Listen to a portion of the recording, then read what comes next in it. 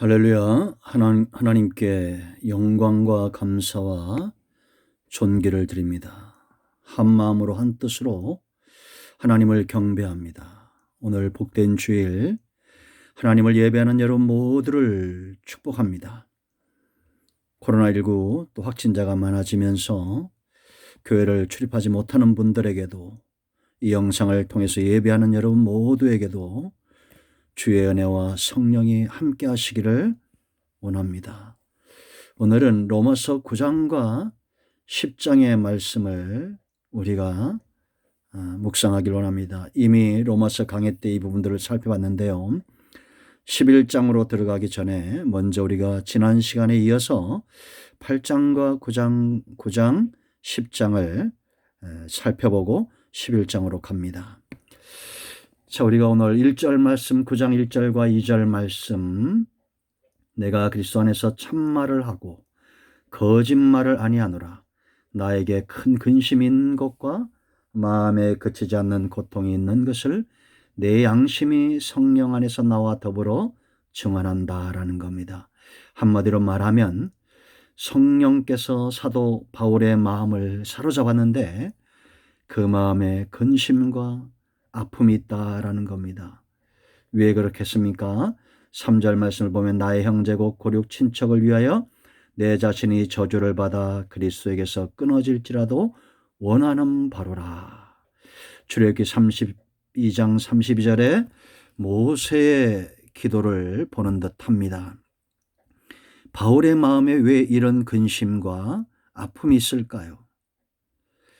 8장에서 바울이 깨달은 성령의 역사에 대해서 그가 분명히 알았기 때문에 이것을 알지 못하고 체험하지 못하는 자기 형제 고륙 이스라엘 백성을 향한 그의 마음이 그대로 드러나는 겁니다. 성도는 두 가지에 있어서 분명하게 확신을 갖고 답을 하는 자들입니다. 첫째는 구원이 어떻게 오느냐라는 겁니다. 이 생명의 문제, 거듭남의 문제, 오직 예수 그리스도를 믿음으로 메시아 대신 예수님 외에는 메시아가 없습니다. 이것을 아직도 유대인들은 거부하고 있죠.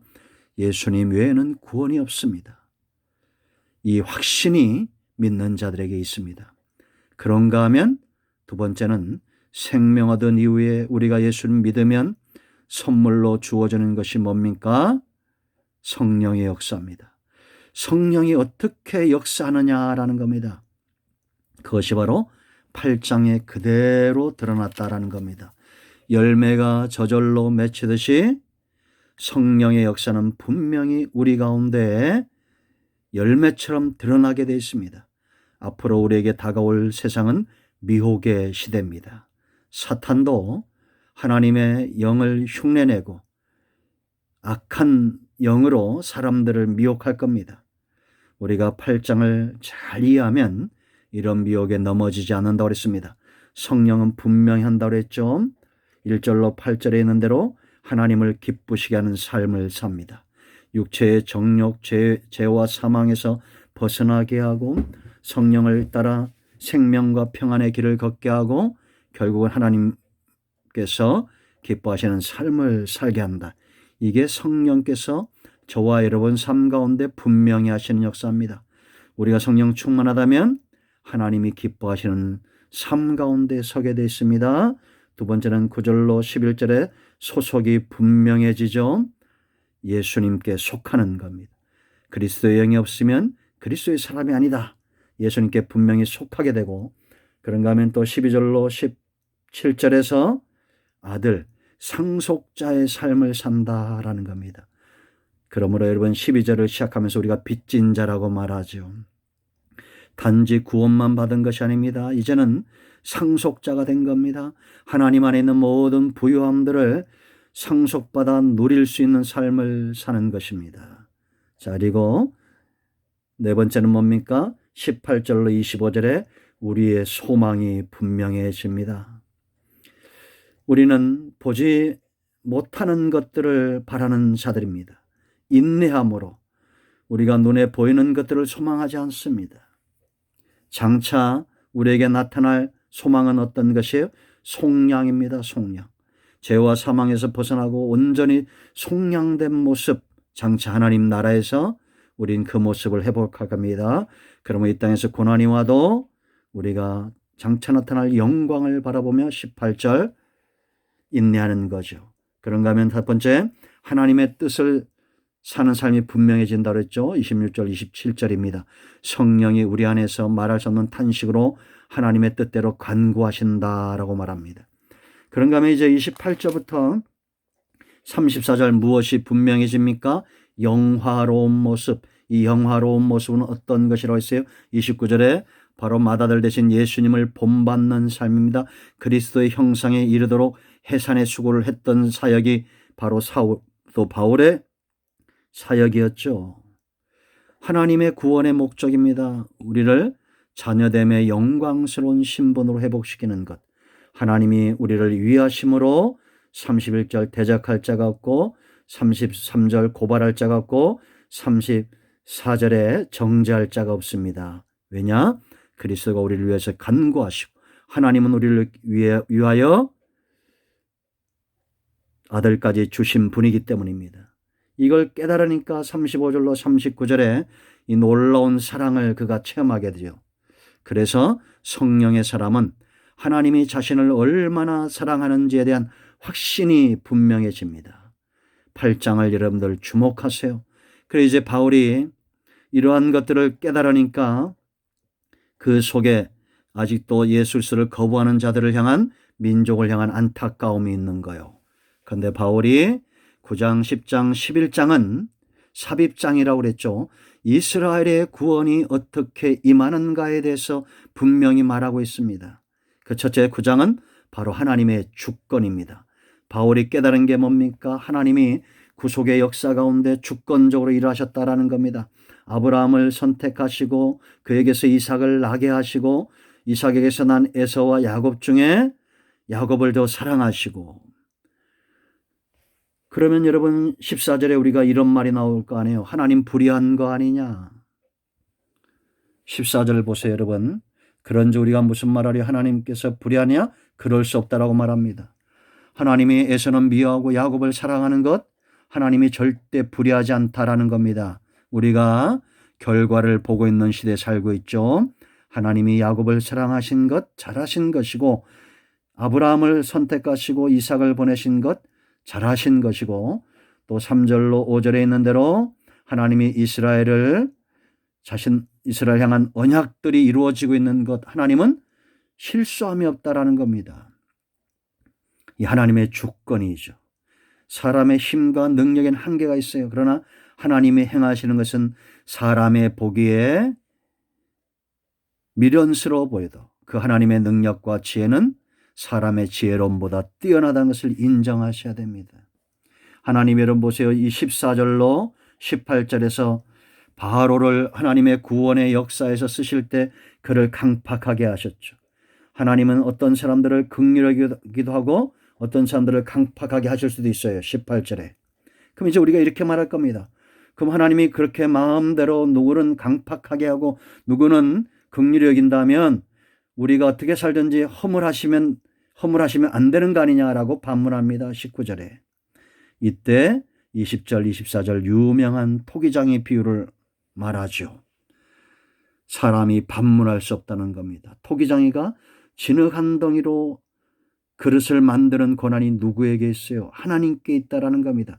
하나님이 주권의 역사를 가지고 이제 25절로 마지막 절까지 보면 이방인들의 구원과 이스라엘 가운데 남은 자들의 구원, 구속의 역사, 하나님이 아무리 타락한 시대에도 이스라엘 백성들 가운데 남은 자들이 있었다는 겁니다. 우리가 잘 알죠. 엘리야 시대에 7천인들이 있었고, 하나님은 기드온의 시대에도 300용사를 남겨두셨고, 마치 상징망처럼 이사야 1장에서 말하는 대로 하나님이 그렇게 남겨놓은 자들이 있다라는 겁니다. 이 하나님의 주권적인 역사입니다. 저는 지금도 확신하거니와 아무리 어느 시대나 교회가 힘들고 어려워도 하나님은 그 주권으로 남은 자들을 남겨놓으시고, 토기장이가 그릇을 빚듯이 사람들의 영적인 상태, 그 마음의 상태, 그들의 모든 삶과 그들의 기업들을 빚어가신다는 거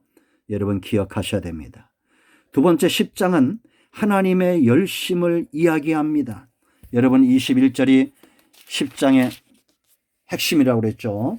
9장 20절과 21절이 9장의 핵심이라면 10장은 21절이 핵심입니다. 자 보세요. 이스라엘에 대하여 이르되 순종하지 아니하고 거슬러 말하는 백성에게 내가 종일 내 손을 벌렸노라 하였느니라. 여러분 순종하지 않고 거슬러 말하는 적극적으로 악을 행했다는 겁니다.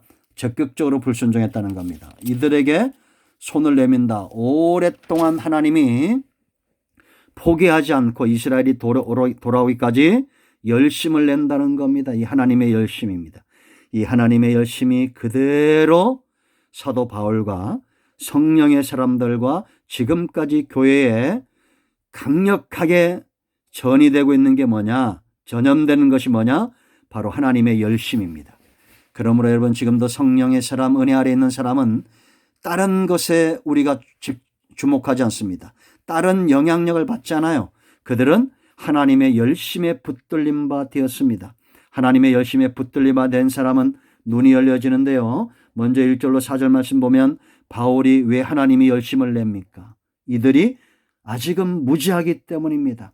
올바른 지식을 따르지 않고 자기 의를 세우려고 하나님께 복종하지 않았다. 3절. 아직 무지한 거죠. 깨닫지 못하는 거죠. 그러니까 열심을 내는 거예요. 우리 주변에도 여러분 이런 분들이 있을 수 있어요. 무지하고 아직 알지 못해서 하나님을 거부하는 자들이 있습니다. 그러므로 우리가 열심을 내야 됩니다. 5절부터 13절까지 왜 열심을 내야 되느냐? 하나님의 구원의 길이 열려진 것이 성령의 사람들에겐 보여지는 겁니다. 여러분 5절로 8절 말씀까지 내용이 어떤 것이냐면 다른 것이 아니에요. 이런 것입니다. 율법을 온전히 지키면 의에 이르는데 율법을 온전히 지킨다는 것은 우리가 하늘에 올라가고 무저경에 내려가는 그런 것과 같다는 겁니다. 우리가 어떻게 그렇게 행할 수 있습니까? 그러나 믿음은 그렇게 말하지 않습니다. 믿음은 자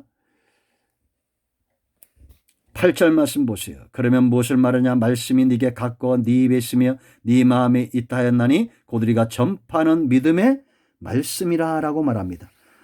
믿음은 믿기만 하면 되는 겁니다. 그래서 여러분 9절 말씀 보세요. 우리가 하늘에 무저경에 내려갈 필요 없이 네가 만일 네 입으로 예수를 주로 시인하면 얼마나 간단합니까? 율법을 지키는 것은 아무도 그 율법의 요구에 순종할 자가 없지만 믿음으로는 시인하면 돼요. 하나님께서 그를 죽은 자 가운데 살리신 것을 네 마음으로 믿으면 구원을 얻는다. 이 신득입니다. 이것이. 하나님의 구원의 역사는 차별이 없어요. 13절 누구든지 주의 이름을 부른 자는 구원을 얻는다라는 겁니다. 입술로 시인하기만 하면 되는 거예요. 할렐루야. 이것이 이스라엘 백성들에게는 큰 충격적이었다라는 거죠. 왜냐? 그들은 613가지나 되는 율법의 요구를 지켜야만이 구원 얻는다고 생각하고 분복을 얻는다고 생각했기 때문입니다. 그러나 믿기만 하면 구원의 길이 열리고 예수 그리스도를 믿는 자에게는 능치 못함이 없는 겁니다. 그러므로 이제 전도자의 열심이 얼마나 중요하냐라는 겁니다. 하나님의 열심은 전도자들에게 그대로 전이가 되는 겁니다. 그래서 14절로 17절은 뭘 말합니까? 17절에 믿음은 들음에서 나며 들음은 그리스도의 말씀으로 말미암는다라고 말합니다. 그럼 이제 사람들이 들어야 됩니다. 들어야 믿고 믿어야 부르짖는 거예요. 그런데 전파하는 자가 없으면 어떻게 듣고 어떻게 믿고 어떻게 부르짖겠느냐? 그 말씀을 지금 14절로 17절에 하고 있다라는 겁니다. 이런 구원의 길이 열려졌고 과거에도 하나님은 끊임없이 선지자들을 세워서 하나님의 구원의 역사를 이루었는데 이스라엘은 거부하고 이방인 가운데에서는 믿는 자들이 있었다는 겁니다. 그래서 여러분 18절 말씀 보면 이게 땅까지 그 소리가 미쳤다는 것은 하나님의 구속의 복음이 땅까지 미쳤다는 것은 퍼졌다는 것은 하나님의 열심을 이야기하죠. 이제 이스라엘이 이방인의 구원을 보고 돌아오는 역사가 있을 것이다 라는 겁니다. 하나님은 이사야를 통해서도 선자들 통해서도 끊임없이 하나님의 열심을 드러내셨어요. 지금도 성령의 사람의 눈과 그의 삶에는 다른 것이 체험되는 것이 아니라 하나님의 열심이 체험되고 있다는 겁니다. 예수님처럼 피곤해도 잠들 수가 없는 이유가 어디 있습니까? 하나님의 열심이 성령의 사람들을 근신시키고 깨우기 때문입니다. 여러분 주변에 어떤 일들이 일어나고 있습니까? 사도 바울의 마음이 9장 1절로 3절에 10장 1절로 3절에 보이지 않습니까? 내 주변에 믿지 않는 자들이 있다면 그들은 지옥을 향해서 가고 있는데 나는 하나님의 열심에 사로잡혔다고 말하면서 지옥 가는 그들을 막아서지 않고 있다면 이건 문제가 있는 것입니다. 저도 또 이 영상을 접하는 여러분 모두도 하나님의 열심에 붙들림 바 되기를 원합니다. 이제 마지막 11장에서는 이스라엘의 구원, 아직 돌아오지 않은 백성들에 대한 구원의 마지막 방편은 뭐냐? 바로 하나님의 신실하심이다 라는 겁니다. 이 말씀을 다음 주에 나누겠습니다. 여러분 모두를 축복합니다. 할렐루야. 코로나19 종식을 위해서 여러분 기도해 주세요. 예배가 회복되도록 뜨겁게 기도해야 되겠습니다. 아멘.